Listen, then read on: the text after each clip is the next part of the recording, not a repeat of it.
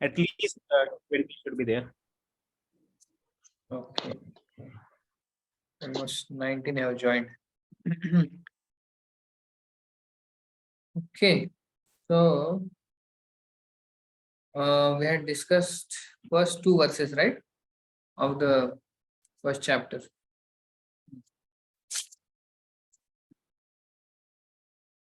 Yeah. So we'll have some recap. What we discussed last time. Some points if you can share. So others also, those who are not there, they can benefit and do some recap also. Then we'll move with the 3rd verse and ahead. So some of you can speak. All of you can speak one point, not some. So you can raise hand.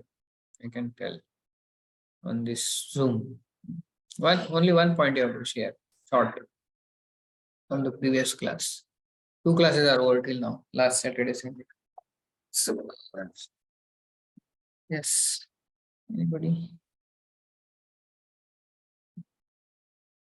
Nobody is raising hand. Okay, Sandeep Sambus Prabhu. Yes. Hare Krishna Prabhuji. Yes. First verse is the definition of absolute truth. Cause of all causes. And Krishna is God, generator, operator, and destroyer. Okay. Thank you. First verse speaks about the absolute truth. Yeah, very nice. Good. Yeah, thank you. Anybody else? Sachi Sundari Mataji, yes. Hare Krishna Prabhuji. In first verse, there are it is definition of absolute truth, and there are 6 features of absolute truth. So first 6 one is or 7? 7 we are discussing. 7 features of absolute truth. The first one is Janmadhyasya. That is, Krishna is the cause of Srushti, Sthiti and Pralay. One, you can tell one only. If you cover all, then yeah. So Lord is the cause of everything. Destruction, creation, maintenance, and destruction. Okay, fine. Madan Mohan bro, you have to unmute first and then speak. Yes, Madan Mohan bro. Madan Mohan bro, you are speaking. Your sound is not audible. No, the sound is not coming. Hare Krishna. No sound, Madan Mohan bro. Some problem is there from your side. No. Nothing. Some problem. Something is there. Okay, we'll take others also. Sai Sudri. The second. Just a minute. I think problem is with my side. We were also not able to hear. Oh, acha, now Sai Sudri Mataji. Hare Krishna. Yes. Yeah, the second description of the absolute truth is Anvayadittara.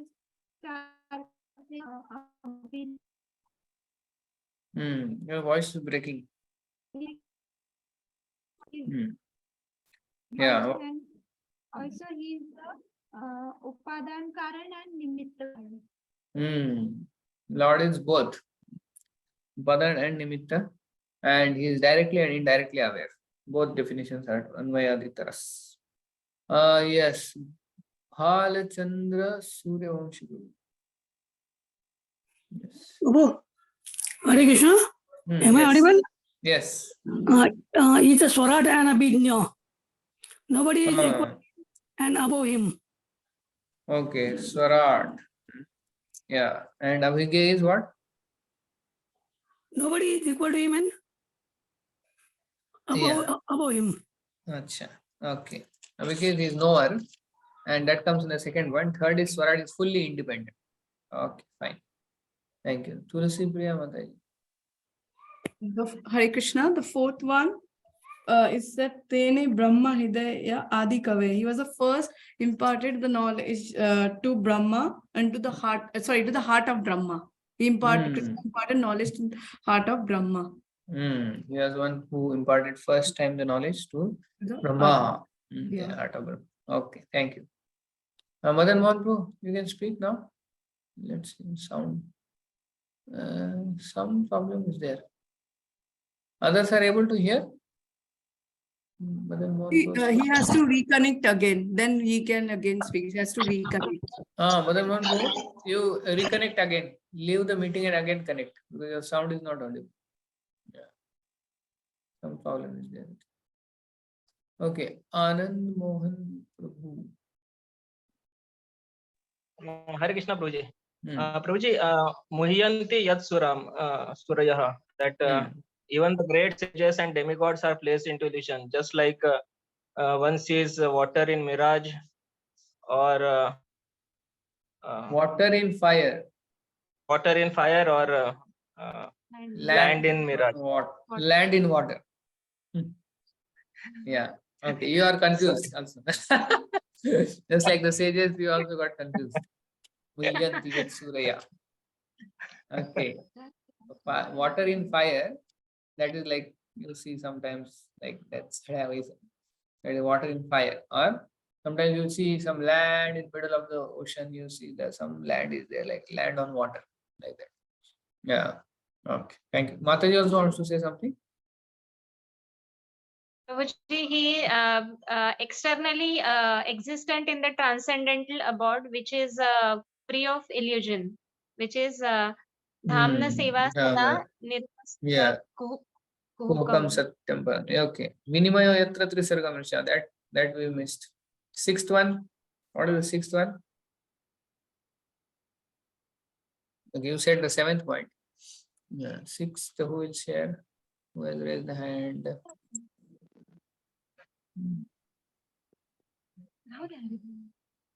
Yeah. Okay, 6 are over. Nothing is told about 7. So 6 is about this. Sound. Whose sound is coming? Okay, so who raised the hand? Subhalakshmi. Yes. 6 point. Vinimaya Yatra Trisargo Mrisha means the material universe is by the three modes. The material universe is created by the three modes appear to be real. Okay, so he is also the cause of these 3 modes. So like that 7 points we saw. Good. And similarly the 7 points for second verse also we saw. How Bhagavatam, the glory of Bhagavatam. The Sambandha, Abhidhe, Prayojan and all that we saw. So which are the 7 points for Bhagavatam? Dharma Prasita Kaita Vatra. Means it rejects all cheating religions. Dharma, Artha, Kam, Moksha. Okay, Anuj, go ahead. You want to say? I want Nirvataram Satam, like it's for non-envious people. Yeah, Nirmatsaravanam Satam means those who are pure, non-envious. Yeah, that is third one. Second is Paramo, means it propounds the transcendental. Param means transcendental truth. It propounds the transcendental truth. It rejects all for the cheating religions, propounds the transcendental truth. And then third is it's for non-envious. And then fourth,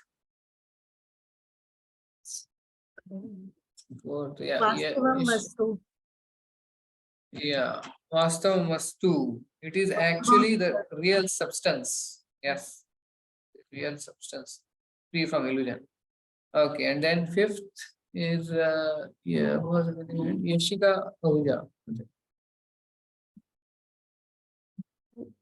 Hare Krishna Prabhuji, Danut Pranam. Prabhuji, fifth point is Shivadam, uproot all the miseries. Shivadam comes in that only. Vastavam Vastu. It is actual substance which is giving welfare to all. is Shivadam. Fifth is Tapatra and Mulanam. It uproots all Uproot the all three grave. Yeah. And then sixth is Mahamuni Krute. Srimad Bhagavate Mahamuni Krite. it is compiled by Vyasdev in his Compiled by maturity. And Need seven, no other scripture. okay, and okay, Madan Mohan Prabhu. Seventh. What is 7th point? Oh, your sound problem is there. I think we are not able to hear on your sound. Some problem is there, Madan Mohan Prabhu, with your side. Not able to hear.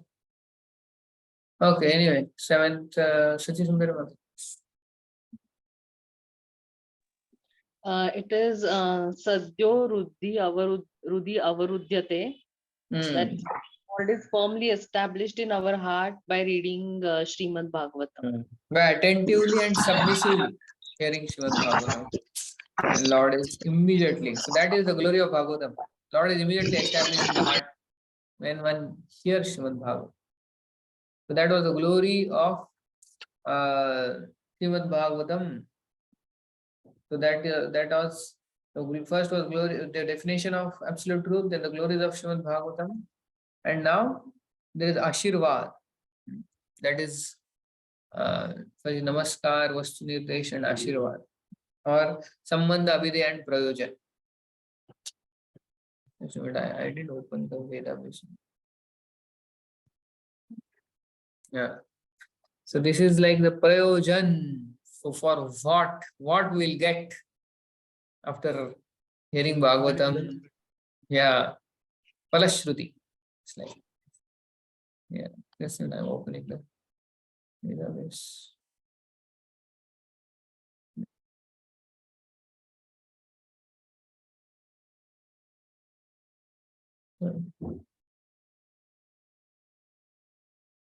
Yeah, so we'll recite now the third verse. Third verse.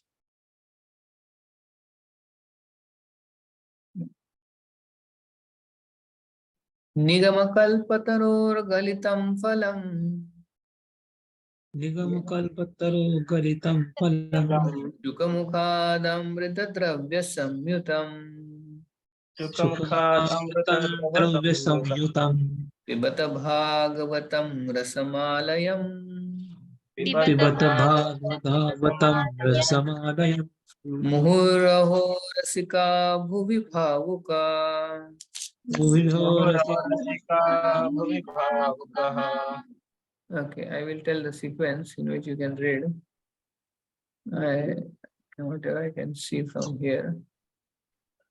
So I can Sandip Sambus Prabhu can read first. Translation.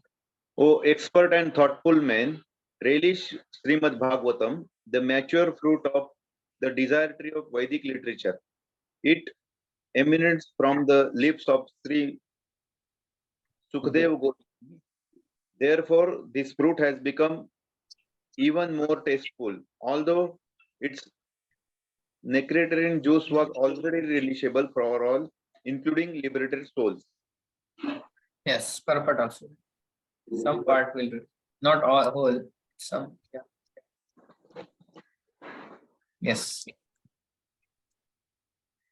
Can I read? Yes, start. Perfect. In the two previous shlokas, it has been definitely proved that the Srimad Bhagavatam is the sublime literature which surpasses all the Vedic scriptures due to its transcendental qualities. It is transcendental to all mundane activities and mundane knowledge. In this shloka, it is stated that Srimad Bhagavatam is not only a superior literature, but it is ripen fruit of all Vedic literature. In other words, it is the cream of all Vedic knowledge. Considering all this, patient and hearing is definitely essential. With great respect and attention, one should receive the message and lessons imparted by the Srimad Bhagavatam.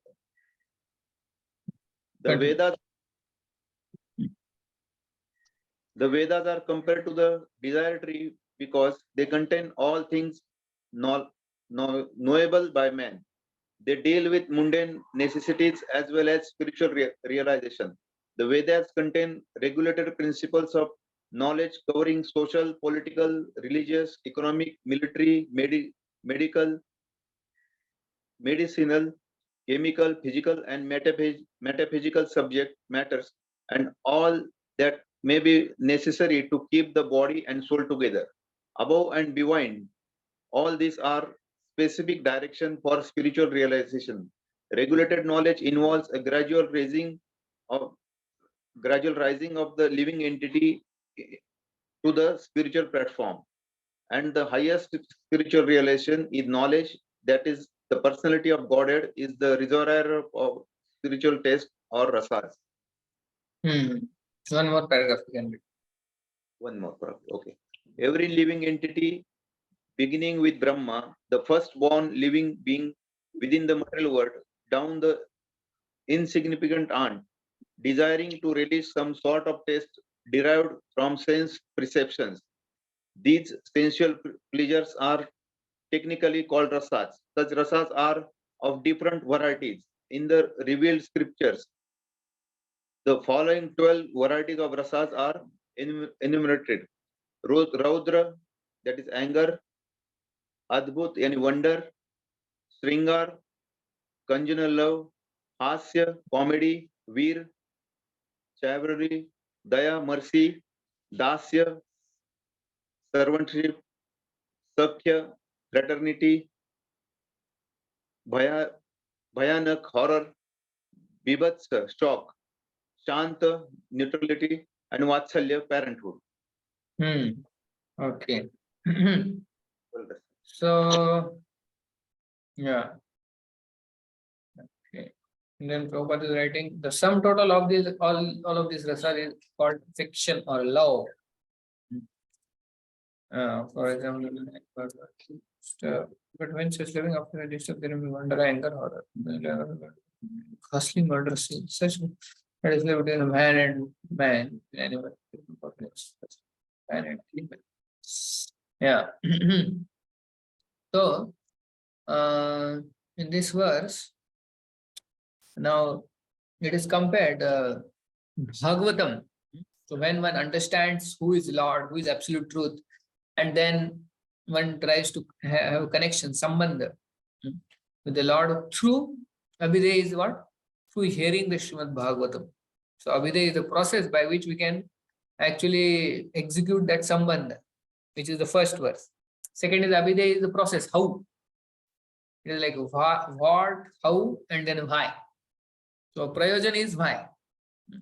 So why should I follow the process Abhidaya? Because then I will get the prayojan ultimately. And what is that prayojan? One will get great relish in this activity of devotional service. One will feel great happiness and joy. When one does this, then ultimately the fruit is one will get rasa. And everybody, Prabhupada says that everybody is in search of some rasa. Rasa is a mellow. So everybody wants some mellow in life, juice. So that's why there are various groups together coming. There is family life. There are friendship. People have different association. Because in that they get some different varieties of rasa. So which are like 12 rasas described here. So 7 are primary, 5 are primary, 7 are secondary. So this rasa or juice, everybody wants in relationship. Right? Everybody wants some juice. Without juice in life, life is boring and dull. So that's why everybody is hankering for that rasa. But if we hanker for the mundane rasa, then there will be frustration. So all these 12 rasas, they are in this material world also mundane with people, and these 12 rasas can be experienced with Krishna also. So we have to choose which rasa we want, mundane rasa or bhakti rasa. All these rasas are available in both places. So, but the rasas in this world They may give happiness for some time, but later then they mostly end in frustration. That same sweet rasa becomes Karela rasa later. Is it not? So the relationship in this world, then what happens? When there is only material motivation in the center, then afterwards the rasa becomes very kadwa rasa. Karela juice. How many of you like Karela juice? Like some of you? Huh? Nobody likes. How many of you like mango juice? Everybody. So you can compare mango juice to Bhakti rasa and Karela juice to mundane rasa. So that's why we should try to experience these 12 rasas with either Krishna or his representative devotees. Then actually we will get that rasa which is like mango, sweetness increases. But the relationships in this world, they will give Karela rasa. Unless we keep Krishna in center. If we keep Krishna in the center, then even our family and even our friend circle, that also can become spiritualized. But there is only material motivation in the center, then ultimately it turns every rasa of this 12 will turn into Karela rasa for sure. So we had heard the story. I told that in the childhood we heard the story of that princesses who lost the necklace when she went for bathing. I told this, I think here or somewhere else I told. So she, while bathing, she lost the diamond necklace, and then when she went for bathing in the lake, and then afterwards she couldn't find the necklace. And then she told to the king, and then king announced that one who finds this necklace will get a huge reward. And everybody is searching, but they are not able to find. Finally, one person sees the necklace in the water. And he says, hey, necklace is in the water, I found it. And everybody starts jumping in the water. And in the water, they are trying to search, but they are not able to find. They can see, but they are not able to get it. So where do you think the necklace is actually?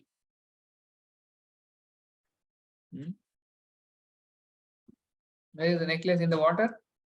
No. No, it's Then in the The tree. tree. Necklace on the tree. Yeah. We had the story in the school, no? We had the story. So then somebody shows that necklace is there on the tree, not in the water. That is just a reflection. So similarly, these 12 rasas are there. The reflection of original rasa in the spiritual world, their reflection here in the material world, 12 rasas. So better see up and try to taste those. In that there is actually unlimited rasa, unlimited pleasure, mellow. But we cannot live without rasa. That's for sure. Everybody wants some rasa in life. So nigama means what? Nigama is called all the Vedas. Nigama, which is handed down. Vedas, this knowledge is handed down. No? Lord Krishna told to Brahma, and then Brahmaji down to Narad Muni, and then so like that. Nigama. Gama means go, ni means down. So which are handed down. So they are like Vedas. Nigama. Kalpataror. Nigama Kalpataror. Means these Vedas are like the desire fulfilling tree. Because they give the fulfillment of various desires of various people.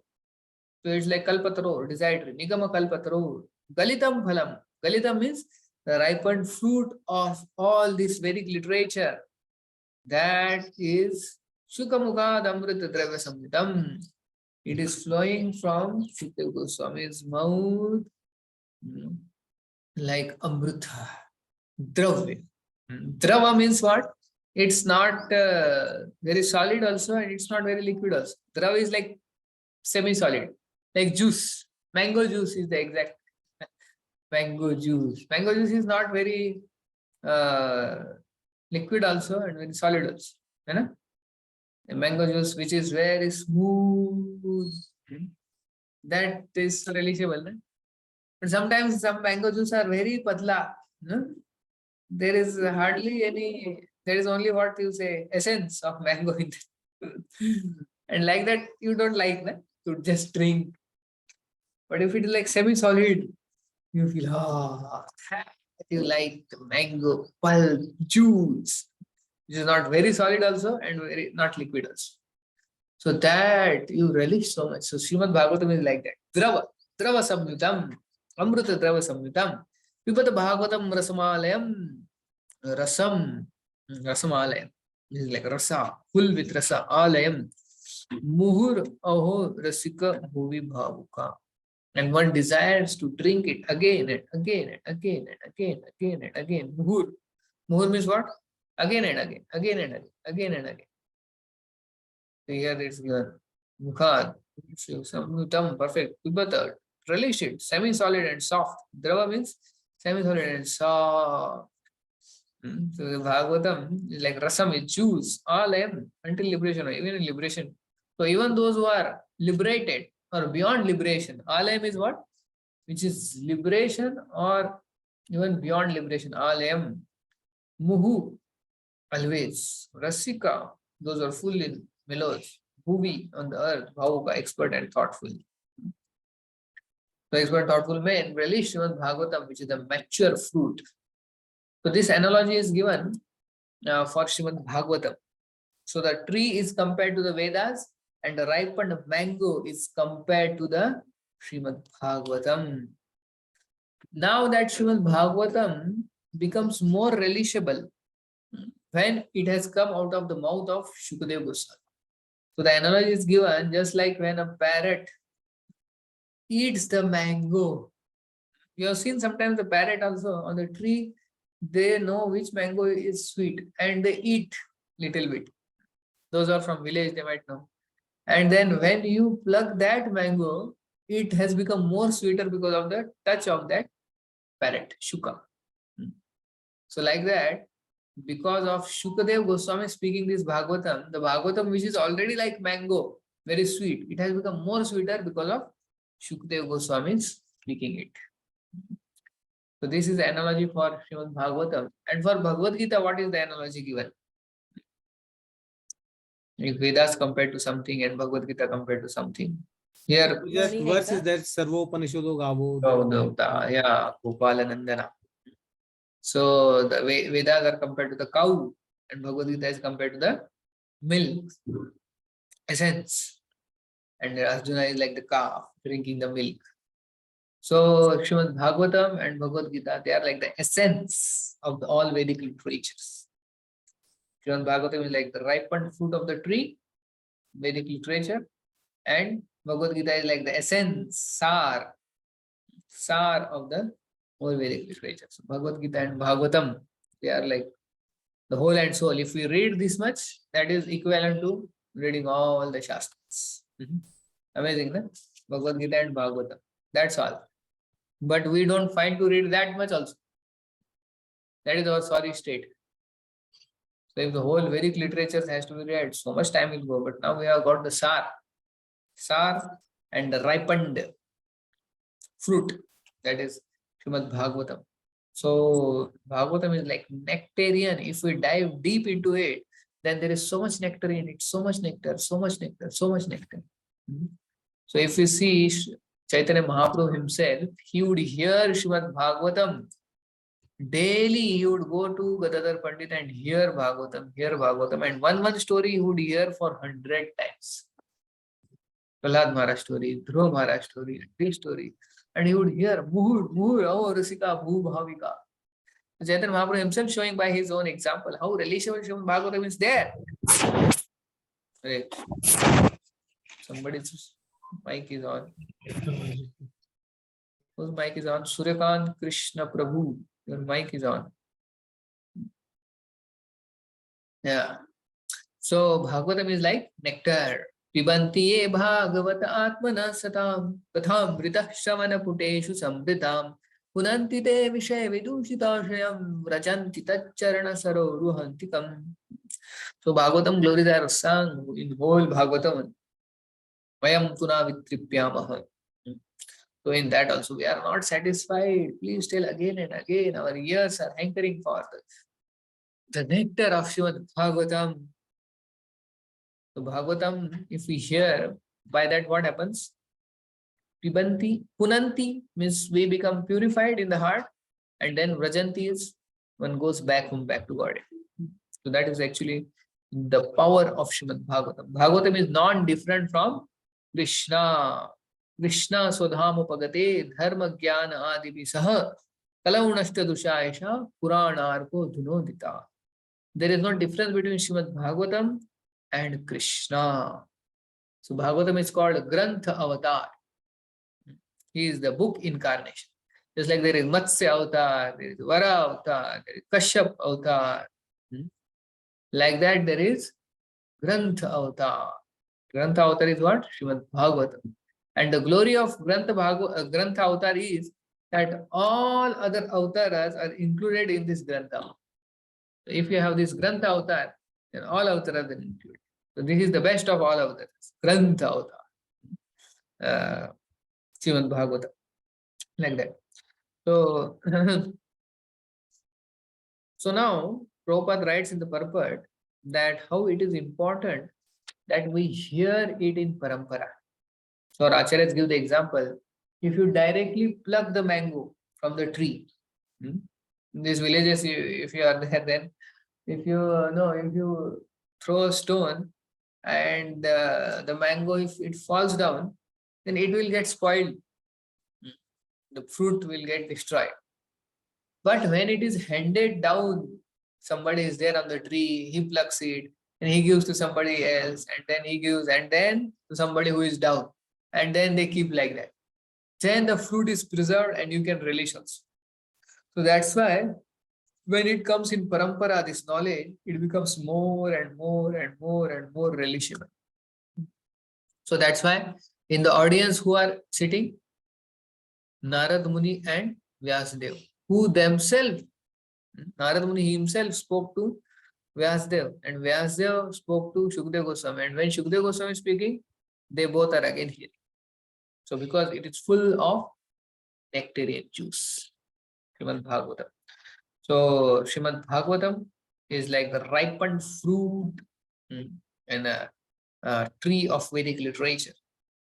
So have you heard about Nalanda University and what happened there? How many of you know Nalanda University? Yeah. So what happened? You can tell, Vinay, bro, Nilambar, bro, in Nalanda University. What are the incidents which is famous? Yeah, so Prabhuji, it was a big university India had, world university actually. We had a lot of scriptures. Where is that situated? In which state? I think Nalanda was in Bihar, I believe, or maybe there. Yeah. So invaders came and they destroyed. They put a fire. I think it was burning for a month, I believe, right? No, 6 months. 6 months, yeah. Khilji, Muhammad Khilji. Yes. What is his name? And he actually took all the Vedic literatures and took together, and he even burned those people in that who actually knew the Shastras by heart. Memorized, those who have memorized, because they will write also, no? Again. Even burned down those people, and then the scriptures, all scriptures. It was a great loss. It was burning for 6 months, that fire. So many Vedic literatures are there, that means, which were available. So when I also heard, I was really shocked. Just a minute, I will do this. Can somebody speak? Hare Krishna. Hare Krishna. Hare Krishna, Broji. Hare Krishna. Anuj, bro. Hare Krishna. Hare Krishna. Sound is not. My sound is audible? Yes. Yes, Prabhu. Acha. Yes, Prabhu. Yes, Prabhu. I will put this.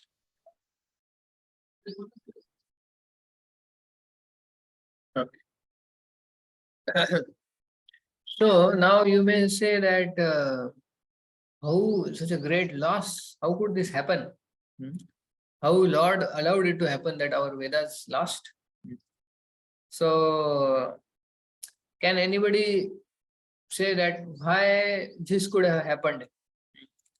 So is it very unfortunate, or it is Lord's plan, or you feel what you feel that this happening of this incidents, you feel something that something terrible happened, my God, all the Vedic literature lost.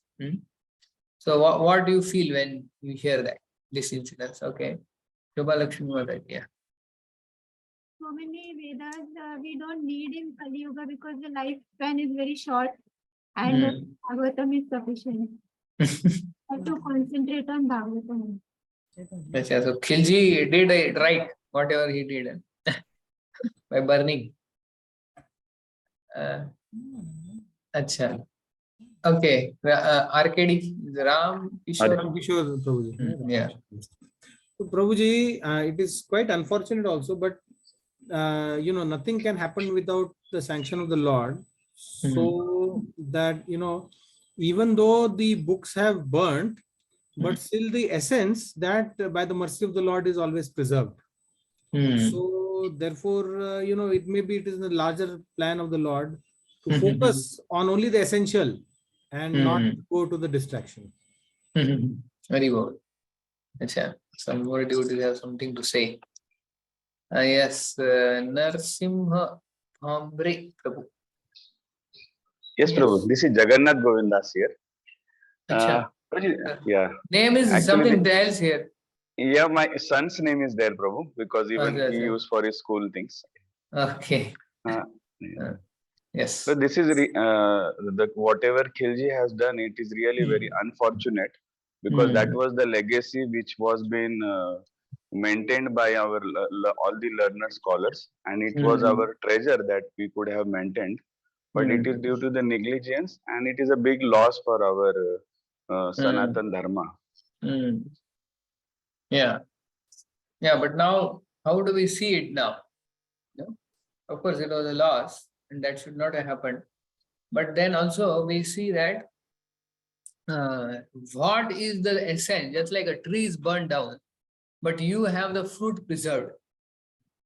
So, so the fruit we have got that is Bhagavad Gita and Bhagavatam, ultimately. So even if it was there, people would have got quite confused. If all Vedic literatures were there now, and people wouldn't have taken Bhagavad Gita, Bhagavatam so seriously. So it should not. I'm not saying that he did very good thing, but as Ramkishore also said that as a larger plan. So I feel that when we have got Bhagavad Gita, Srimad Bhagavatam, and Chaitanya Charitamrita, Prabhupada would say these three books are good enough. So the essence now for people to find out the essence is very easy. Otherwise, as we say, the Saragrahi and Bharagrahi, two types of people. So many people would have become Bharagrahi. The Saragrahi now, Sar is only remaining, so they will take the Sar. So Saragrahi, everybody has to become, because Bhagavad Gita, Bhagavatam is available now. So it is still there. So essence of all Vedic literature, because actually, as it is said, like the son is the essence of the father. It is said like that, or expansion of father. So like that, from the whole Vedic literature, the essence which is Bhagavatam, Bhagavad Gita, that itself is encompassing all the Vedic literatures. Reading that means reading all the Vedic literatures also. So this Bhagavatam is compared to the mango juice, which has no seed and which has no covering, only pulp. Like that. Have you seen such mango? Which has no seed and no cover, only juice. You have not seen. But that existed. Where it existed, such mango.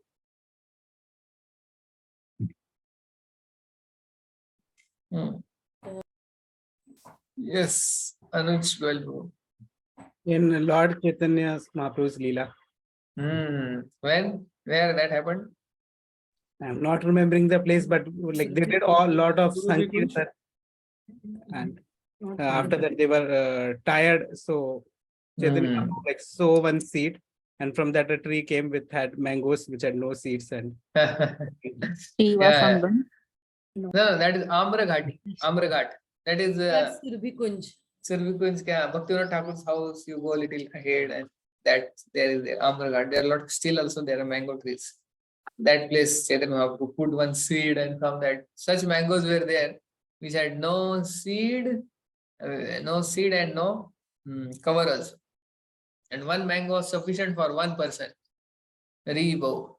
How many would like to have such mango? So this is mango season, but we are not able to see any mango. Chaitanya Mahaprabhu made mango appear within few seconds. In front of him, all the devotees, the mangoes came. One mango was like this much. So Bhagavatam is compared to that mango, or Bhagavatam is also compared to that Peru, Goa. So parrots sometimes comes and taste the Goa. So little bit he eats. So that Goa or that fruit is it becomes more sweeter. So like that Shukadev compared to here Shukha. He has tasted and he is speaking now. So it becomes more relishable, more nectarian because it's spoken. And then actually as it comes down the line, it becomes more and more nectarian. And when Srila Prabhupada has given his own purports, so it has become all the more nectarian. So like Vyasdev gave Bhagavatam to Shukdev Goswami. Shukdev Goswami spoke, it became more nectarian. And then Suta Goswami spoke, then it becomes more nectarian. And then handed down, and then later our Srila Prabhupada gave his own purports. Then it became all the more relishable. It's so sweet. So Prabhupada says, these purports, Bhagavatam, they are my dash. What is it? Ecstasies. Ecstasy. Devotional ecstasy. So if we get in touch with Srimad Bhagavatam and the purports, and we read, actually it can transform us, that ecstasy. That ecstasy is still available in the Bhagavatam. Only we have to just connect it. If we can connect and access, then we will be filled with same ecstasy. What Prabhupada was filled when he was actually translating and giving the purports. So Bhagavatam is like ocean.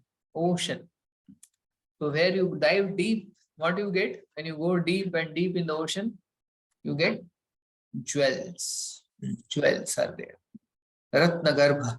It's a Ratna Garbha. So like that, Bhagavatam is actually like that. Otherwise, Mahaprabhu wouldn't have listened it hundreds of times. And who else was in great ecstasy when he used to hear Srimad Bhagavatam? Chaitanya Leela. Gadadhar Pandit? Yeah, Gadadhar Pandit, when he would read that, Chaitanya Mahaprabhu and they both will read. And they would have tears washing that, some of the ink of, yeah. Who else would relish?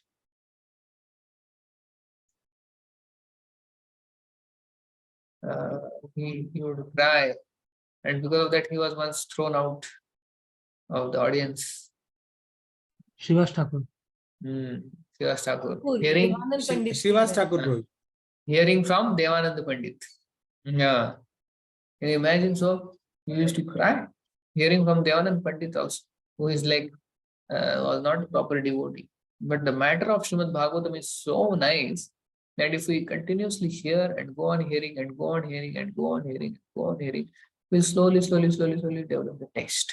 And it will be like, if I don't read Bhagavatam, then you'll feel something missing. Just like now, if you are not given your mobile is taken away for one day, how you will feel? Oh, Govinda Virahe Nami, like that, Yugaitam Nimishena Chakshusha Pravadisya. One moment will appear to be like 12 years or more. Where is my mobile? Where is my mobile? Where is my WhatsApp and Facebook? And I cannot access. One day you are taking away mobile. So how many of you will feel restless if your mobile is taken away for one day? Only few. Not everybody. Eh? Is it not? If your mobile is taken away, We will feel so restless. One day, kya karna pade? Kya karu ek din? We don't know. So like that, if we can feel for Srimad Bhagavatam, oh, I couldn't read Srimad Bhagavatam for one day. How can it happen? I have to read daily some pages of Bhagavatam. Like that, if we get the taste, then our life is perfect. Shrunatam sukata Krishna punya shravana kirtana udayantastu abhadrani vidunoti surutsatam. So when one develops taste for hearing Srimad Bhagavatam, then Lord from within our heart, he starts cleansing the heart. So that is there. So then process becomes very, very, very, very smooth when we develop taste for Srimad Bhagavatam. So here it is the Ashirvad given by Yukdeva Goswami, here by the actual Vyasdev, that when you hear, when first you Sambandha is established with Krishna in the first verse, and second verse, you know the glories of Srimad Bhagavatam and you hear it how submissively and attentively, the process. Then the third is you develop that rasa, that relish, that happiness, that bliss you get in the process of Bhagavatam and all other processes, Shravanam, Kirtanam. So that relish is the Phalashruti. So the whole, actually Bhagavatam is covered in these three only. First three. Sambandha with Krishna. Second is the process of submissively and attentively hearing Bhagavatam. And then third is you develop the taste for Bhakti. That is all. And the whole Bhagavatam is elaboration on these three only. Sambandha, Abhidhe and Prayojan. So it is very important that we have to understand the process of devotional service. That is Abhidhe. Abhidhe is hearing attentively and submissively Srimad Bhagavatam. By that, Nashta Prayeshu Abhadreshu Nityam Bhagavata Sevaya Bhagavati Ruttama Shloke Bhaktir Bhavati Nashtaki. So by Nityam Bhagavat Seva, when you hear Bhagavatam regularly, then Nashtiki Bhakti is established. One comes to the stage of Nishtha. So when we hear Srimad, and then it is said after Nishtha, the process becomes very smooth. Which are the 9 stages of Bhakti? You can tell? Shravanam, Kirtanam, Vishnu, Param. No. 9 stages, not 9 limbs. Okay, Ram Sharbu. Adho okay. Yeah, yes, tell. So Adau Shraddha, Tato Sadhu Sangha, Tata Bhajana Kriya, Anartha Nivritti Syat, Tato Nishtha, Tatha Ruchi, Tatha Sakti, Bhav and Prem. So like that, these are the 9 stages. So when one hears Nityam Bhagavata Sevaya, so when one hears Bhagavatam regularly, then one actually till Nishtha, he achieves that stage till Nishtha. And then actually after Nishtha, anyway, the process becomes very smooth. So that Bhagavatam is actually helps us in developing prema. So this is the Ashirvad which is given by Vyasdev, that one who actually hears attentively and submissively, then he develops taste in devotional service. Okay.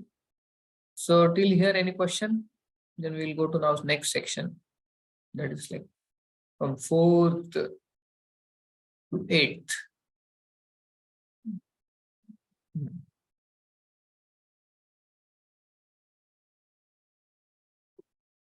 Okay. So now 4 to 8 is the section setting scenes for the sages in. That's somebody raised hand. Yashika Ahuja. Hare Krishna, Prabhuji, Danvat Pranam. Prabhuji, I have a question from the last class, text 2. Okay. Yeah.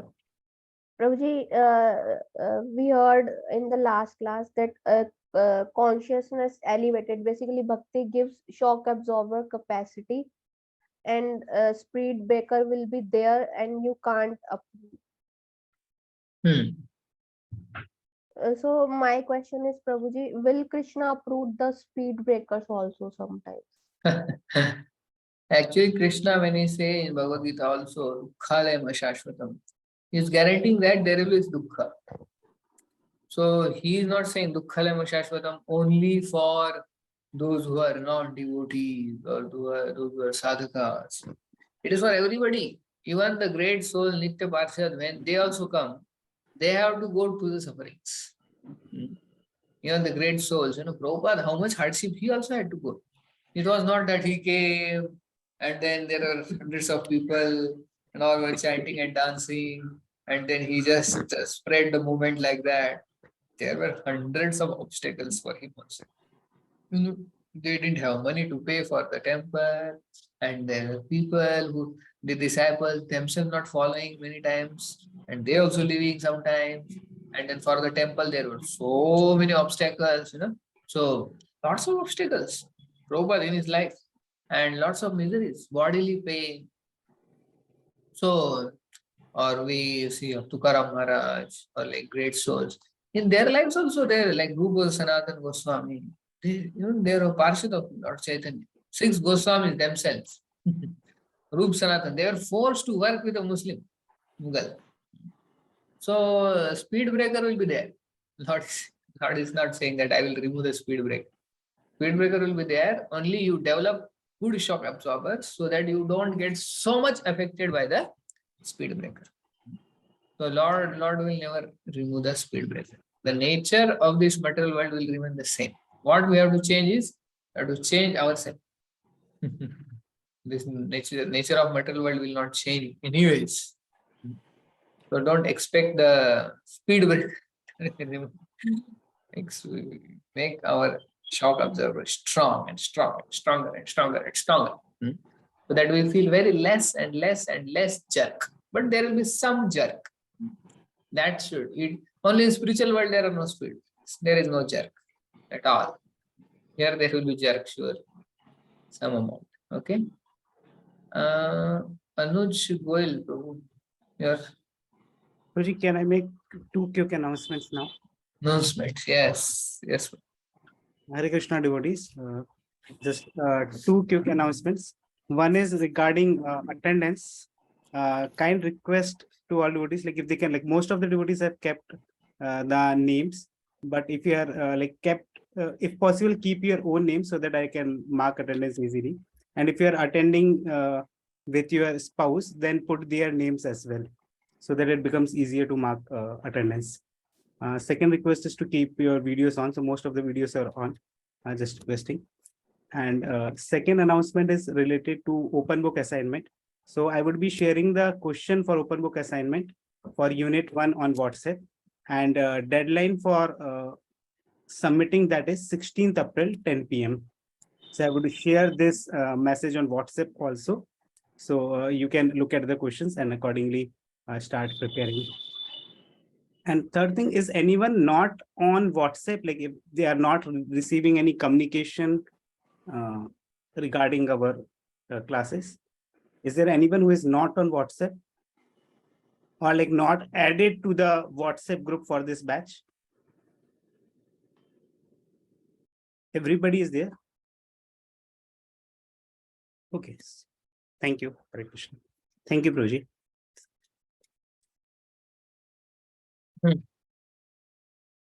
So, okay.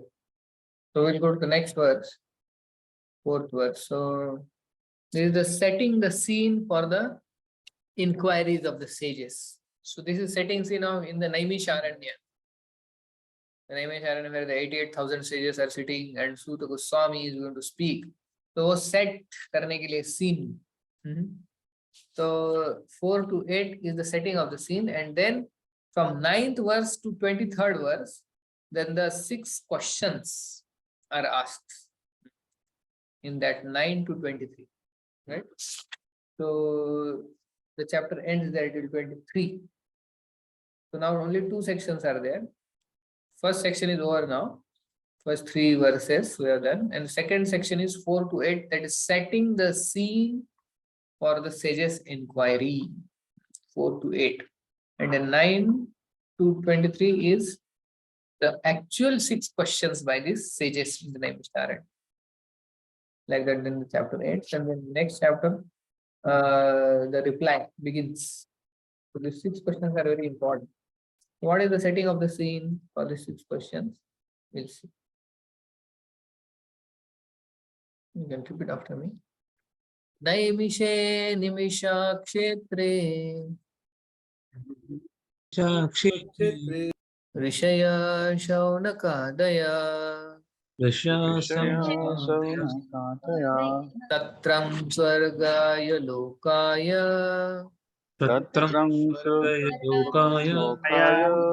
Sahasra samam asata. Just a minute, let me see now. Sandeep Prabhu has read. Now Shobha Lakshmi Mataji.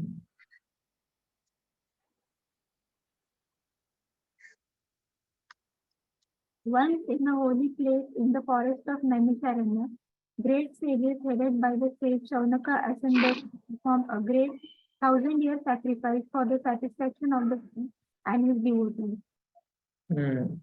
Yes, purpose. The prelude of the Srimad Bhagavatam was spoken in the previous 3 slokas. Now the main topic of this great literature is being presented. Srimad Bhagavatam, after its first recitation by Srila Shukadev Goswami, was repeated for a second time at Naimisharanya. In the Vaibhava Tantra, it is said that Brahma, the engineer of this particular universe, contemplated a great wheel which could implode the universe. The hub of this great circle was fixed at a particular place known as Naimisharanya. Similarly, there is another reference to the forest of Naimisharanya in the Varaha Purana, where it is stated that by performance of sacrifice at this place, strength of the Brahmanic people is curtailed. Naimisharanya for such sacrificial performances. Yes, continue. The devotees of Lord Vishnu offer all kinds of sacrifices for his pleasure. The devotees are always attached to the service of the Lord, whereas fallen souls are attached to the pleasures of material existence. In Bhagavad Gita, it is said that anything performed in the material world for any reason other than for the pleasure of the Lord Vishnu causes further bondage for the performer. It is enjoined, therefore, that all acts must be performed sacrificially for the satisfaction of Vishnu and his devotees. This will bring everyone peace and prosperity. ठीक है. यज्ञार्थात् कर्मणो अन्यत्र लोकोऽयं कर्म बन्धना तदर्थं कर्म कौन्तेय समाचरेत्. So that verse speaks that how the sacrifice has to be done for the pleasure of Lord Vishnu. So in this forest, the sages of Naimisharanya, the Naimisharanya forest, 88,000 sages had gathered. And what had happened before was, Suta Goswami's father, Romaharshan, he was supposed to speak. And all the great sages had assembled there and they were doing the sacrifice.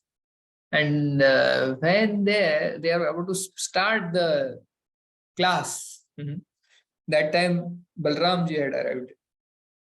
And when Balram arrived, everybody offered respects to Balram, except Romaharshan. So he didn't stand and offered obeisances. So that time Balram could understand that he is not fit person to sit on the Vyasasan because he is very proud. He is not offering obeisances. So ideally a speaker need not get up if anybody comes. But here, who has come? Lord himself has come. So he could have stood up.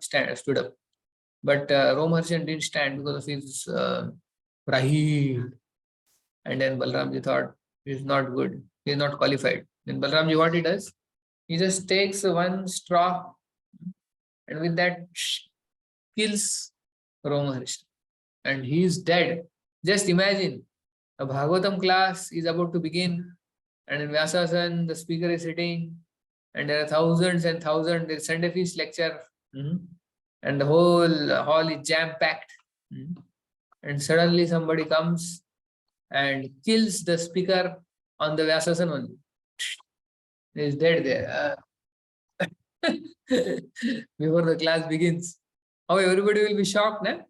Whole audience, अरे Vyasasan के ऊपर murder. But that is Balram. Balram ji is Avdut.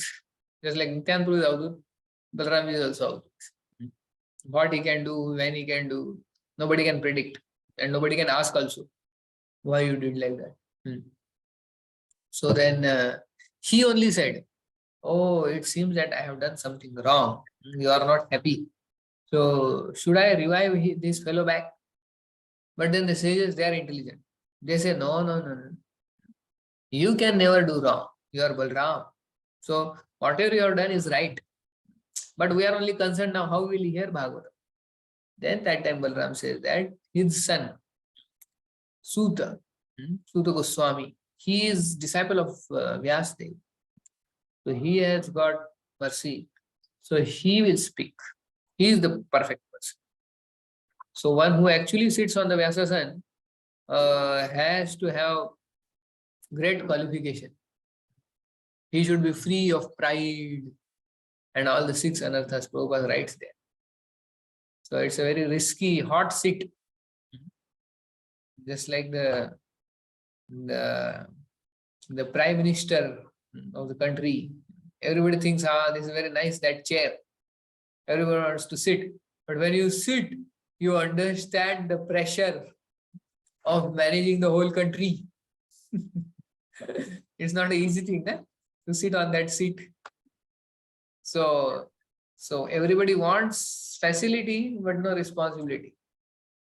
So even the great post, there lies the great responsibility. So one who speaks from Vyasasan, he is representing Vyasadeva. So that's why he should be very much pure and having no envy or false ego. So that's why Balram killed him. And then Suta Goswami sat, and then he started speaking. And then all these sages who were sitting there in Naimisharanya, 88,000 sages, they had gathered for different purposes. They had gathered there for doing yajna. And by that yajna, they intended to go to heaven. So that was their purpose initially. So when they had gathered there, so they were doing big yajna, so that at the end of the yajna, they will go to heaven.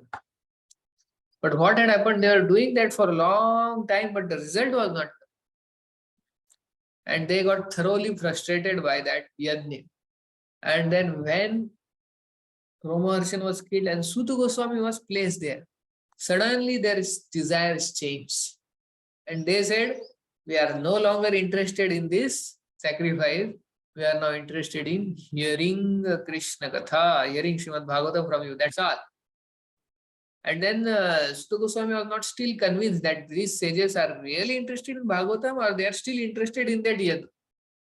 So some of the sages there, they took a big bucket of water, and whatever there was some agni left in that yajna, they poured it over and said, "Bujh gaya."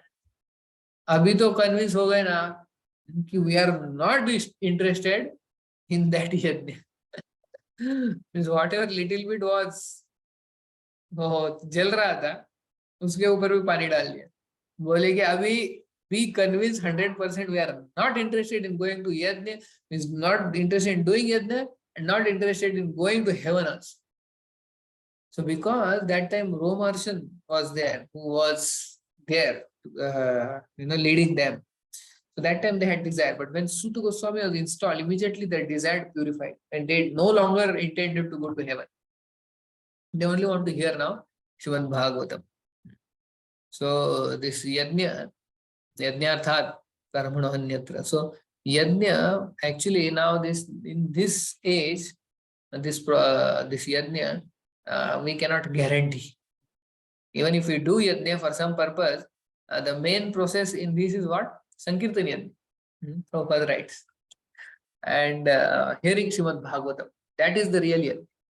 Hearing of Srimad Bhagavatam and chanting of Hare Krishna, Krishna Krishna, Hare Hare, Hare Ram, Ram Ram, Hare Hare. So this Sankirtan yajna. So these two things are important. So when Prabhupada went to West and he first time conducted yajna, so this was completely new thing for these people. Now Prabhupada said, close all the doors and all the windows. And then he had a big earthen mound in the middle of the room. And some of the devotees were sitting, who were about to be initiated. And Prabhupada was chanting mantra and putting ghee in that yajna like that. Om Swaha, Swaha, and then he was chanting mantra. And all of them were saying, my God, what is this? And the smoke was covering the whole room. And Prabhupada had told all doors and windows to be closed. And the smoke was troubling the eyes of these new initiates to be initiated. And they thought, what the hell is this? This smoke, at least. And they were very much, frustrated with this yajna. And Prabhupada was silent. Not do this. And then finally, somehow or the other, the yajna was completed. And then Prabhupada then said, now you all bow down. He said, bow down. Prabhupada said, and bow down. And when Prabhupada said bow down, they thought blow down. And they all came to the yajna, near the yajna, and they started like this, blowing down the fire.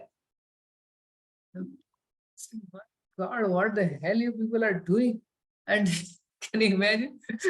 They all, it's actually, it's all inauspicious to blow down, and that also with your mouth. And they're all blowing it down. Like this. They thought that we have to blow the fire out. And they all, and that fire started coming on Prabhupada's face. What these people are doing it. He said, I said, bow down, you fellows. And they said, oh, bow down. And they bow down. And then Prabhupada said, these fruits, so these fruits should be offered in the yajna. And that fruit was kept, kela is kept generally. And that fruit which is offered in the yajna, and what did this fellow did were, they opened up the banana peel and they started eating it. Prabhupada said, what the hell, you don't know what is yajna. The fruit has to be offered in the yajna, not to be eaten. That is not to be eaten. And because of this such a heavy smoke, what happened there? The smoke detectors are there. No? Smoke detectors are and their police came actually. And then the police said, what is happening? Why there is so much smoke? And they brought the fire brigade. And all police and fire brigade came there. So this was the first yajna which Prabhupada did in the West. They were all chaos happened. So that's why these all the sages in the Naimisharanya, they said, we are not interested in the yajna. We are only interested in hearing. We are interested in hearing from you, O Sutta Goswami. So that is what they say. And now they glorify the speaker. So that is the etiquette where they, just like we introduce the speaker in the NVCC Bhagavatam class. So the speaker is introduced first, his glories are told, and then the speaker starts speaking. So here now, the sages, they start, they glorify Sutta Goswami in this next 3-4 verses. We'll read the 5th verse. Ta ekada tu munayah. Ta ekada tu munayah. Pratar huta hutagnaya. Atar hutagnaya. Satkrutam sutamasinam. Satkritam sutam ashinam. Paprachur idam adarat.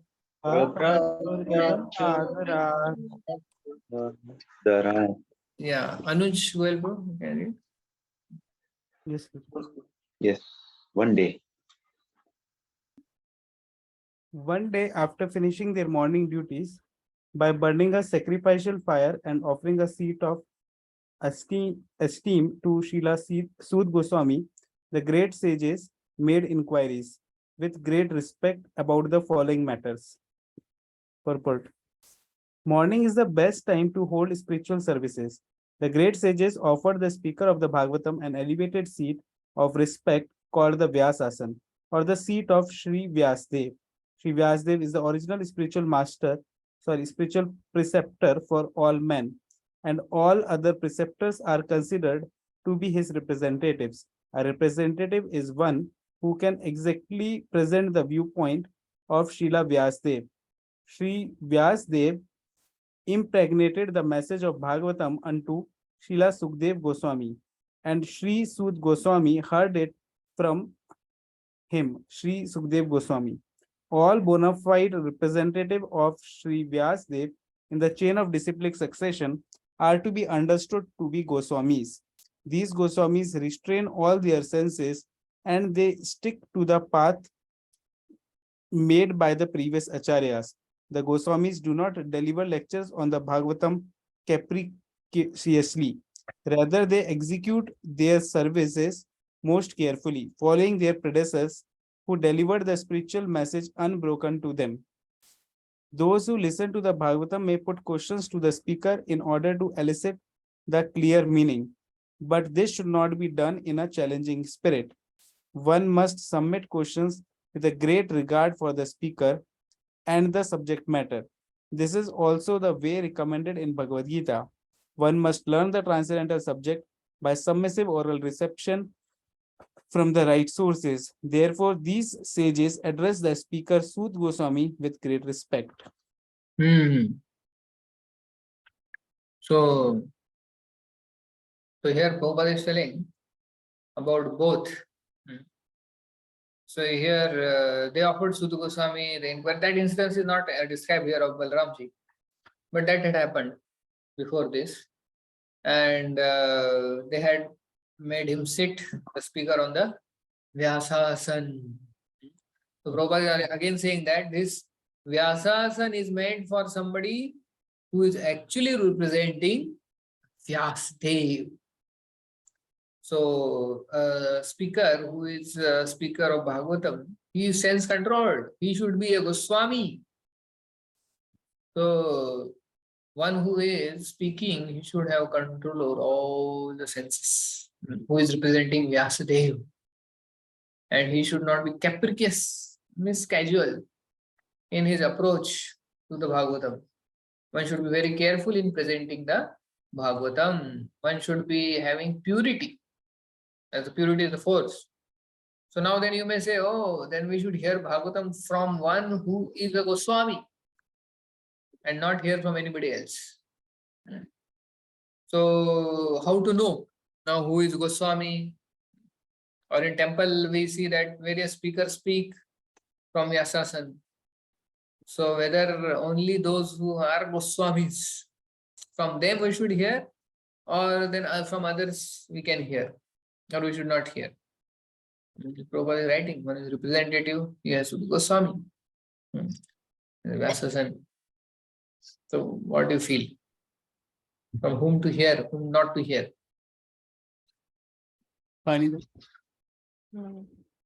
Yeah, would like to answer? Anuj, your mic is on. Okay. Tulsi Priya. Prabhuji, if I am not wrong, Srila Prabhupada said we should hear those connected with Parampara. So we should hear only from them, those who are connected with our Parampara. Not from anyone else. Like in Vrindavan, Prabhupada is to give example. When you go to Vrindavan, you will see that everywhere Krishna Katha is going on. But you should be very particular from whom you have to supposed to hear. When he told his all disciples, when he took them to Maya, Vrindavan first time. Okay. Yeah. Yes. So, yeah. So those, as Prabhupada would say, either those who have control their senses, Goswami, or those who are on the path to become Goswamis. So both are considered Goswamis. As Prabhupada said, there are two types of pure devotees. One who is already reached there and one who is actually on the way to become pure devotee. So we should not think, oh, I will hear Bhagavatam only from pure devotee only. If some pure devotee gives Bhagavatam in the temple, then only I will come to temple to hear. And not otherwise. आज का class कौन दे रहा है? कोई तो junior devotee दे रहा है क्या? ठीक है, चलो. Oh, अरे आज महाराज दे रहे हो, then we should go. That we should not do like that. Because he is representing, means he is on the way to become Goswami. Then he is also considered as good as Goswami. Like tomorrow, Bhakti Prem Swami Maharaj is giving class in NVCC. So then, when you will come, oh, Maharaj has come, Maharaj has come, Maharaj has come. But then otherwise, somebody local devotee gives, then they will say, oh, so online. So when somebody is representing Vyasdev or somebody is on the way to become Goswami, then he is considered as good as Goswami. So we should hear from them also. So like that, Prabhupada is saying that one should be who is representing Vyasdev, he should be Goswami, and those who are hearing, for them what he is saying, they should hear submissively and with regard for the speaker. One should have respect for the speaker, and one should not ask in a challenging spirit just to test whether the speaker knows or not. So then we will not get the benefit. So the speaker's qualification also described and the hearer's qualification also described. The speaker has to be very controlled, sense controlled like Goswami, and the audience has to be submissive. Tad vidhi pranivadena pariprashna semaya padekshantitya. So one has to be submissive when hearing, one gets maximum benefit from the that knowledge. So both things are given. So in Mahabharata, there is description of 4 types of hearers. 4 types of hearers. So first type of hearer, first class, is a hearer who is compared to Chatak. Chatak bird, you know? What is the specialty of Chatak?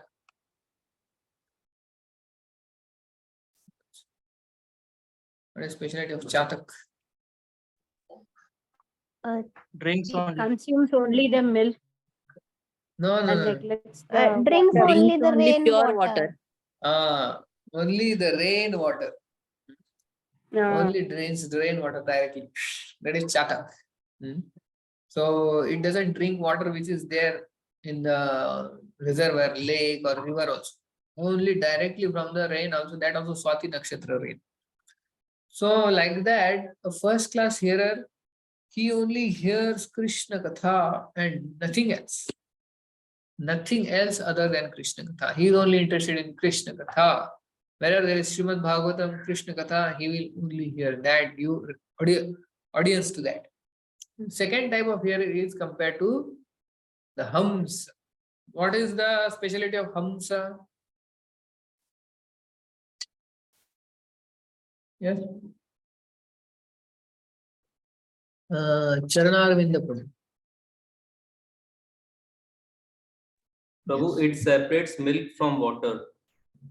That is Hums separates milk. Actually, it takes both inside, but he only takes inside milk and he gives away the water.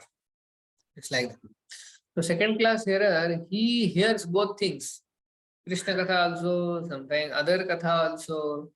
But inside, he takes inside within him seriously only Krishna Katha. But sometimes he hears other things, he may have to hear if he goes somewhere out and like. So he may have to hear something else, but inside Grahan, wo Grahan kya karte hain? Only Krishna Katha. That is second. Third class hearer is compared to a parrot. What is the specialty of parrot?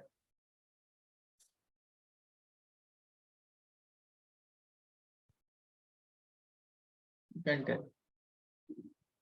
What is the specialty of parrot? Yes, Tulsi Priya Mata. Prabhuji, whatever he hears, he repeat. Is it correct? Yeah, keep whatever, keep repeating, keep saying this thing. Yeah. It's not only that, but actually he becomes like that. So a parrot, when it's kept in a temple, then he will say Hari Bol, Hare Krishna, Hari Bol, Radhe Radhe. But the same parrot is kept in a movie theater, then he will start singing all the movie songs. So he actually, he takes in both. He is in association of devotee, he hears Krishna Katha, he takes in that. He is in association of non-devotees, he hears that other Katha, he takes in that also. So he becomes like whatever he is kept in. So that is third class hearer. And fourth class hearer is like compared to a jackal. You know jackal? What is the specialty of jackal?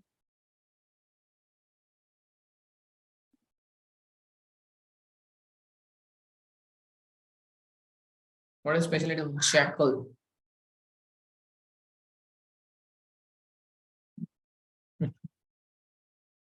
Jackal, what sound he makes? I heard the sound of jackal. He turns. He makes that sound, like jackal, loudly in the night, like that. So why fourth class is compared to jackal? Actually, when traditionally the hunter would go to forest for hunting the deer, so the hunter, they would play nice flute, and such flute they will play. The deer would come very close to the hunter to hear the music. And when the deer would come close, the hunter would immediately shoot the deer. So, but the greatest enemy of the hunter is the jackal. Whenever he makes that sound somewhere in the jungle, whenever he makes the sound, the deer's absorption is broken. And they come to know, oh God, we are very near to this hunter who is going to hunt us. Bhago jaldi. And they immediately run away. So whenever the jackal howls, the absorption of the deer is broken and it goes away. So a fourth class hearer is one who, by his irrelevant nonsense question or talk, he disturbs the absorption of other audience. That is called fourth class hearer. So in today's day and age, when everybody is hearing Bhagavatam attentively, suddenly somebody's mobile rings. And he disturbs the absorption of other hearers. So that is fourth class here. Or somebody asks such a question which is so irrelevant and not connected and not actually a very practical question. Something like that question, with that question he disturbs the whole atmosphere of the audience. Or like hippies would do during that time. Suddenly one hippie would raise, I have to say something. What? I am God. Like that. You know? They would say something in the middle. Like, so they would disturb the whole the atmosphere. So they're like fourth class.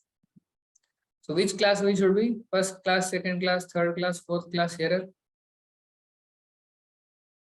Is it the best?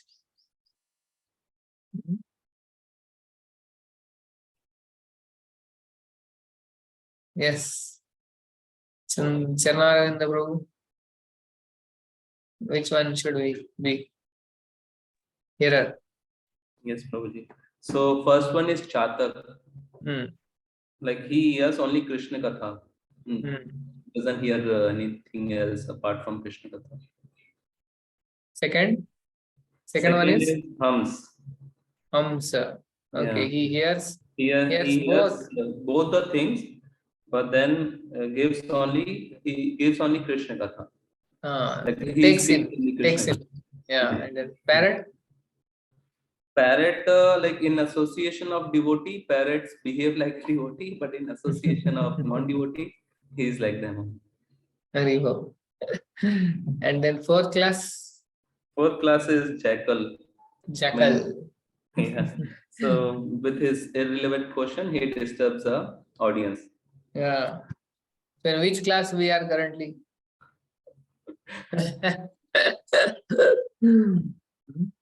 So you decide your own. I am not asking. Will not ask. But we have to know where we are and where we should go. What class? Parikshit Maharaj, first class. Kulashekar Alvar. You heard of Kulashekar? How you do your Ramayana? He would get into Ramayana. And he would, Prabhu, Lord Ramchandra is in trouble, we need to save. And he would take whole army. And that was happening in Kali Yuga. And so the Lord Ram came Treta Yuga. So he would actually go into the pastime, participate in the pastime. So that kind of hearing he used to do, Kulashekar. Parikshit Maharaj also, when he heard, Putana Bala Ghatini, she has entered Vrindavan, going to kill Krishna, such bhayanak, asur. Putana. When Shukadeva Goswami says, Parikshit Maharaj becomes tense.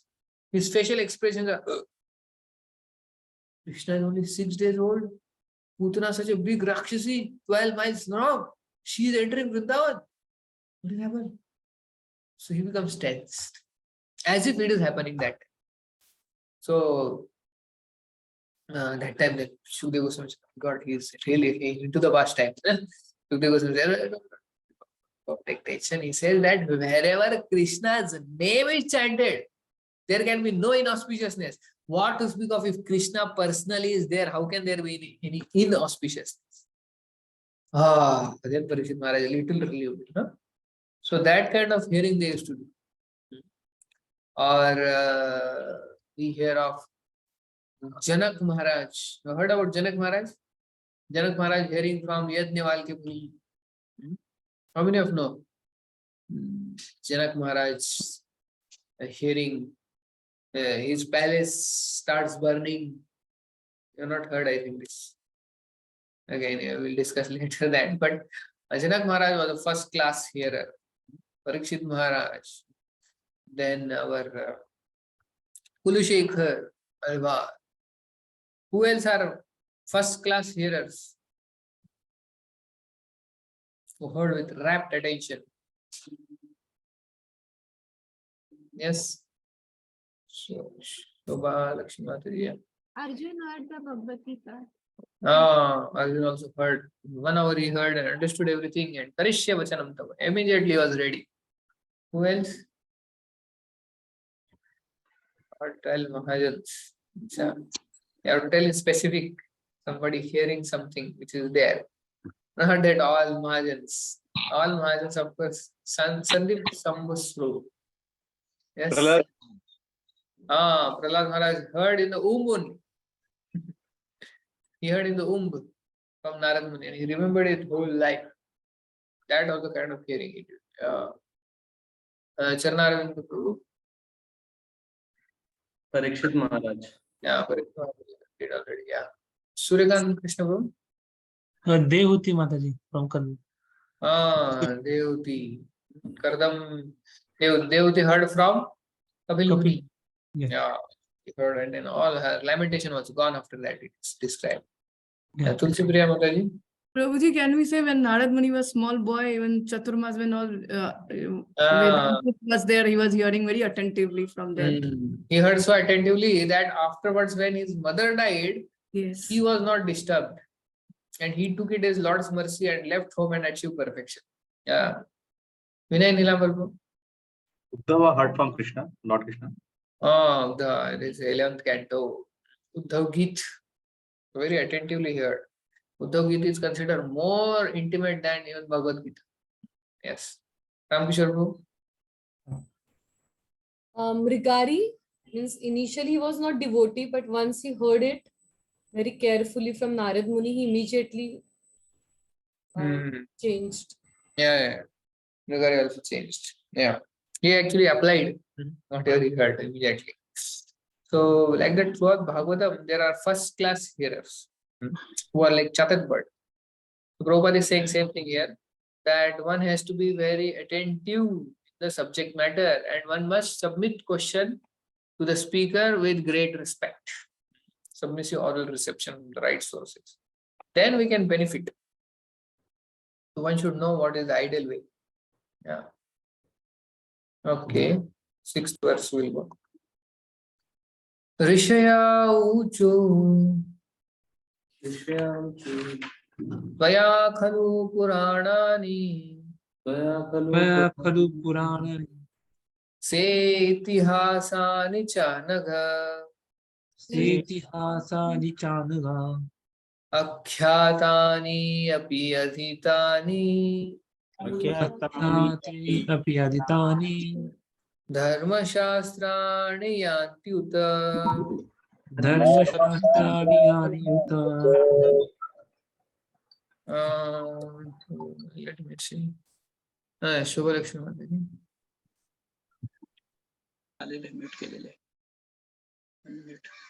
You can read 6th verse. The savior says, respected Sutta Goswami, you are completely free from all vice. You are well versed in all the scriptures famous for religious life and in the Puranas and the histories as well, for you have gone through them under proper guidance and have also explained them. Purpose. A Goswami or a bona fide representative of Vyasadeva must be free from all kinds of vices. The four major vices of Kali Yuga are illicit connection with women, animal slaughter, intoxication, speculative gambling of all sorts. A Goswami must be free from all these vices before he can dare sit on the Vyasasan. No one should be allowed to sit on the Vyasasan who is not spotless in character and who is not freed from the above mentioned vices. He not only should be freed from all such vices, but must also be well versed in all revealed scriptures or in the Vedas. The Puranas are also parts of the Vedas, and histories like Mahabharata or Ramayana are also parts of the Vedas. The Acharya or the Goswami must be well acquainted with all these literatures. To hear and explain them is more important than reading them. One can accumulate the knowledge of the revealed scriptures only by hearing and explaining. Hearing is called Shravan and explaining is called Kirtan. The two processes of Shravan and Kirtan are of primary importance to progressive spiritual life. Only has properly grasped the transcendental knowledge from the right source by submissive hearing can properly explain the subject. So, Prabhupada is saying that Goswami, they are now, this all sages, 6th, 7th and 8th verse, they are glorifying Shonak Rishi and others, they are glorifying Sutta Goswami. Anagha means free from all vices. Agha means pap. Anagha means sinless. Adhitani akhyatani. Adhitani means he has read it nicely, heard it nicely, and also explained them nicely. Who has good experience, who has explained, who has taught, and he has heard also nicely, read also nicely. So they say, Anagha adhitani akhyatani Veda Vidam Shreshta. And you are the eldest. So you are eldest, elders and learned Vedantist. And then you are also Soumya, gentle, pure and simple. And Snigdasya, submissive, therefore your Guru is endowed with you favors. Snigdasya means you are submissive also. You are gentle also, pure also, simple also. So these are the qualifications required for somebody who sits on the Vyasa. Prabhupada is writing what? Only one who can, not this spotless. A Goswami must be free from all these vices before he can sit on the Vyasasana. No one should be allowed to sit on the Vyasasana who is not spotless in character and who is not free from the above mentioned vices. You should not only be free from vices, but also well versed in the scriptures. So one should be spotless in character. So that's why Prabhupada would say, purity is the force. So when there is purity, then actually it can have impact. But if one speaks many things, but there is no purity, then the impact will not be there. Just like the gun. So if you take a bullet in your hand and throw at somebody, will it kill anybody? A bullet in the hand and you throw. Hands up. I have a bullet in my hand, I will throw. I want that bullet.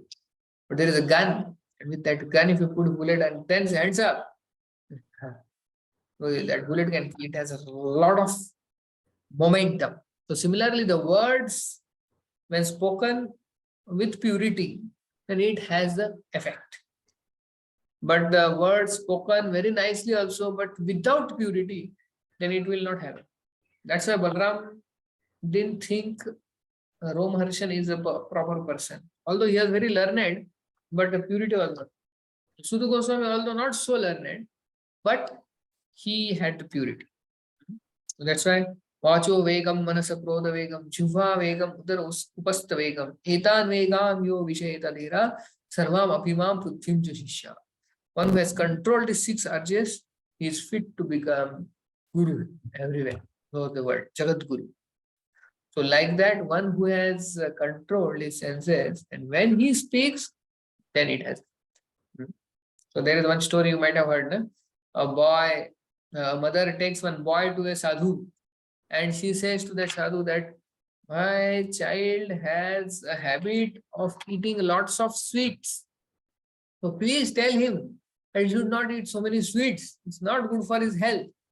So the sadhu says, okay, you come after 1 week. And I will tell. Mother takes the child back, and after 1 week, the mother brings the child back. And then that time, this sadhu says to the child, see boy, sweets are not good for your health. Please don't eat so many sweets. And the boy says, okay, fine, I will not eat. So what was the difference? Why he didn't tell 1 week before? Same thing. Yes, Tulsi Priya Mataji. Prabhuji, because the sadhu was consuming sweet, so that mother said, you took 1 week to tell my child. You should have told 30 only. So he said, no, I was screaming, let me stop. Then only I can tell him. If I'm having, then how can I tell him to stop? So that's what purity has effect. Purity is force. Prabhupada would say, no? Purity is force. So Prabhupada also would speak something that would go right into the heart. He may not speak something very complicated philosophy or something very intellectual, but simple thing with a lot of, that the arrow will go par. Like to Amrish Prabhu, he asked, where is your great grandfather now? So if you and me ask somebody, where is your grandfather or great grandfather? They will say he has gone. He's dead. So what? But that effect, what Prabhupada's purity, Amrish Prabhu could understand that my great grandfather, where is he? He understood the whole philosophy by that one question. That means he has earned so much wealth he had, everything he had, but now where is he to enjoy his wealth? He's not there. The wealth is there, but he is not there. That means it's so temporary. This accumulation, what we do, is so temporary. So he also understood that this body is temporary, this what we have possessions are temporary, this world is temporary. I am here for some time. So like that he understood the whole thing and he surrendered to Prabhupada. So that is the purity, force. Purity is the force. One question, and it's not even answer, it's question. With the question only Prabhupada made somebody devotee like that. So purity is the force. So that's why when we sit in Vyasasana and speak, we should ourselves at least should be following, or we should be struggling to follow. Then only we should speak. Otherwise, our speaking will not have effect. Either we are following, or we are also aspiring to follow, or we are also struggling to follow. So then the audience will also understand. the audience also, it goes to the heart of the audience. So that's why Prabhupada is saying one who is sitting on Vyasasan has to be very careful. He himself has to control his senses and he has to be pure. Then that purity will actually transform the hearts. And Prabhupada is also saying that hearing is more important than reading also. The hearing is more important than the reading, because here Prabhupada says, very important, to hear and explain is more important than reading them. So why do you think hearing is more important than reading? You can tell. My Prabhupada is writing that way. Why hearing is more important than reading? You saw that in the Prabhupada? Yeah. Yes, Ramakrishna. So Prabhupada here is saying to hear and explain is very important than reading. So first of all, when we hear and also when we are preaching, then that means we have to assimilate the knowledge first. If we are only reading, then it may be some mechanical just reading for us. But when we hear and we explain to others, then it is we are realizing that. So that is most important. I think that is what Prabhupada is saying. Yeah. Yes. Okay. Thank you. Suryakan Krishna.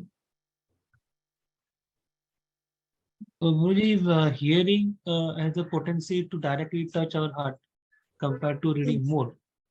Because reading, when we read, it will your own mental concoctions will be added, and the message is not may not be clear when we read. The hearing, when we hear from authorized source, it will add the impact and it will help us to progress. Okay. Thank you. Sandeep Prabhu. Hare Krishna Prabhuji. Consciousness of the speaker is also.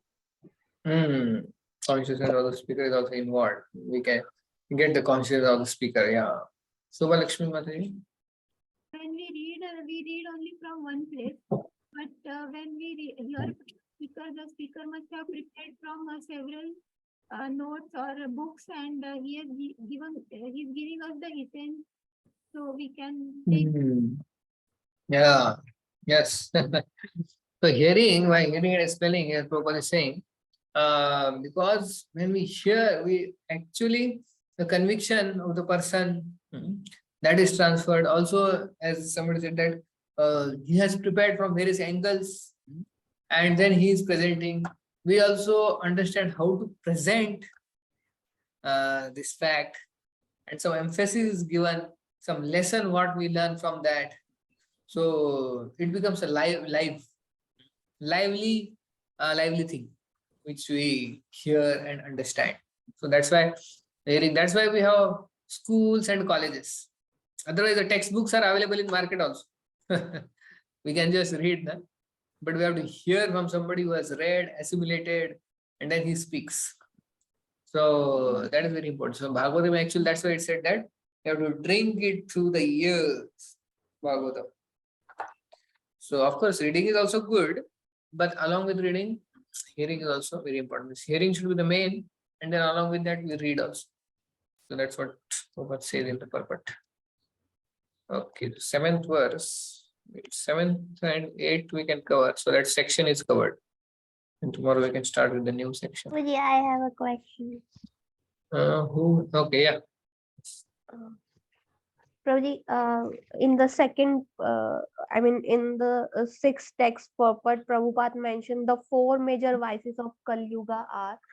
So are different sins are described for different yuga. Are there different vices of different eras or yugas?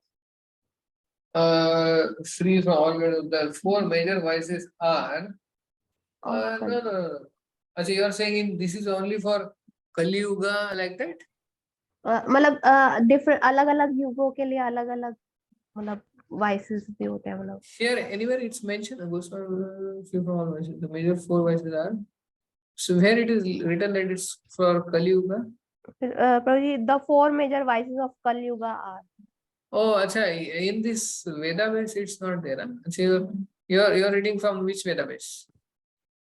Prabhuji, it's from book. Acha, book. Srimad Bhagavatam. Okay.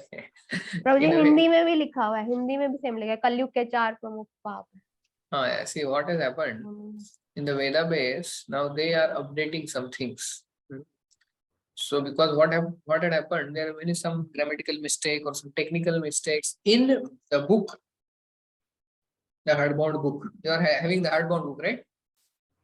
So now there are many objections where they don't allow the books to be changed, now and on. But many genuine some mistakes are found, which are like some technical, grammatical, or like that some mistakes, which are improved in the online databases, as because that is more easy to correct also. So somewhere it is there that Prabhupada has written that this verse is there in the Mahabharata, but that verse is from some other scripture. Now, if Prabhupada would be there, he would have told clearly that, oh, please correct it and make it from not from Mahabharata, from somewhere, whatever. But now some devotees, they say that, no, we don't want to change now the Bhagavatam book, whatever is there, that is further. But now then some devotees in the online Veda base and they are there. There they are correcting those things, which are like genuine some things. So there are like two categories of people which don't want to change what is there in the Bhagavatam now. Once given by Prabhupada is given, freeze it. Otherwise you just keep changing. And but some say that there are some genuine things which are to be changed. And Prabhupada also said, correct wherever there is mistake. So then they are correcting it only. So I have observed this for some time. In the Veda base, they have removed it. Most probably because this is not just for Kali Yuga. So in the Veda base, the four major vices is written. Illicit connection with women, animal slaughter, intoxication, gambling. So these are vices for all times. So it's not that they are vices now, but they are vices all the time, in all ages. So that's why I guess they are removed. Those who are using Veda base can see that. So there are some minor things like that. But they are for all ages. It's not only for Kali Yuga. Kali Yuga, it's all the more absurd, but these are the sinful activities in all ages. Although they are not so much rampant that time. And that verse is there actually, mentioning all this word. Yeah, okay. So we just check 7th and 8th. We'll just quickly cover. Yani Veda Vidam Shreshto. Yani Vedam Vidam Shreshto. Bhagavan Badarayana. Bhagavan Badarayana. Annecha Munaya Sutta. Annecha Munaya Sutta. Paravara Vido Vidu. Paravara Vido Vidu. Being the eldest learned Vedantist, O Sutta Goswami, you are acquainted with the knowledge of Vyasdev, who is the incarnation of Godhead, and you also know other sages who are fully versed in all kinds of physical and metaphysical knowledge.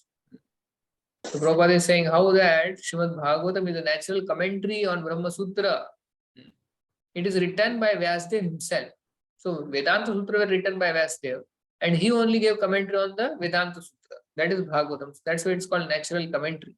So that's why in our Gaudiya Vaishnavism, nobody has written commentary on like Bhagavatam separately. So in other sampradayas they have written. But Mahaprabhu said that why we need commentary on Bhagavatam? Because it's already a natural commentary by Vyasdev himself. So Vedanta Sutra like 550 sutras, formulas. And on that elaboration is this Srimad Bhagavatam. So Prabhupada is writing about the 6 different philosophies of Gautam, Kanada, Kapila, Patanjali, Jaimini, Ashtavakra. That we know that Mimamsa, Vaisheshika, and then Nyaya, and then Patanjali, Vedanta, Yoga Sutra. One can sit on the Vyasasana only after being conversant in all system of philosophy, that one can present fully the 60 views of Bhagavatam. Yeah, elevated. So Prabhupada is basically giving here that how a speaker, he himself should be very much learned in the Srimad Bhagavatam, which is the natural commentary. So here, the best of the learned Vedantist, they called Sutta Goswami because he was learned. One should not be a fool and just sit there and speak something and he has not read anything, he has not heard anything, he has not assimilated anything, but he just wants to speak. He should not be like that. He should be learned what the scripture says, what is the essence of the scriptures, how to refute somebody. So that should be, he should have knowledge when one sits on the verses. And here Srila Goswami has that knowledge. Yeah, okay. The last one. Vettatvam saumya tat sarvam Vitam saumya tat sarvam tattvatas tad anugrahat tatvatastat anugrahat Uyu snigdhasya shishyasya Bruyu snigdhasta shishtasya Guravo guhyam apyuta. Guravo guhyam api utta. And because you are submissive, your spiritual masters have endowed you with all the favors bestowed upon a gentle disciple. Therefore, you can tell us that you have scientifically learned from them. So, the secret of success in spiritual life is in satisfying the spiritual master and thereby getting his sincere blessings. So, this is a very important statement. You should mark this. The secret of success in spiritual life is satisfying the spiritual master. And then Srila Vishwanath Chakra Thakur has written this, all these 8 stanzas glorifying the spiritual master. Yasya prasadat bhagavat prasado, yasya aprasada nagati kuto. You can satisfy the spiritual master, one can achieve everything. It is very much obedient and submissive to the spiritual master. Srila Goswami fulfilled all these qualifications and therefore he was endowed with all the favors by the spiritual masters such as Vyasdev. So all of them, they were very anxious to hear from him because he had all these qualifications. Snigdhasya means he was very submissive to the elders, to the spiritual master. He had pleased the spiritual master. That's why he had got the mercy and that's why they wanted to hear from him. Saumya, he was very gentle. And then Vaibhava Shrestha means he was very learned amongst all the Vedantis. And then Adhitani, Akhyatani means he had heard and read the scriptures nicely and also explained it nicely. And Anagha means he was free from all the sins. So 1, 2, 3, 4, 5, 6 qualifications of Sutta Goswami are given. So indirectly, Prabhupada also says that these 6 qualities should be there in a speaker also, or at least he should be aspiring or struggling to have those. Then only he can dare to speak. So I pray to all of you and beg that you all bless that I can also develop some of these qualities. It's not that I have, but here as a representative of the devotees and parampara, I am trying to speak so that I can also follow someday. So either one should be following or one should be struggling to follow. But one has no intention to follow all this, then he cannot speak. Like, so these are the 6 qualities given of Sutta Goswami. Anagha, Adhitani, Akhyadani, Vedavidam Shrestha, Saumya and Snigdha. So they glorify now Sutta Goswami and then now they ask the 6 questions which are very, very famous. 6 questions by the sages of Manimisharanya. And then the whole first canto actually deals with these 6 questions and different stages. That we'll see tomorrow. Okay. So we'll end here. It's already 4:30. So tomorrow we'll meet again at 2:30. 2:30 to 4:30. Okay. Thank you so much. Srila Prabhupada ki jai. Jai. Bhagavatam ki jai. Yeah. Jai.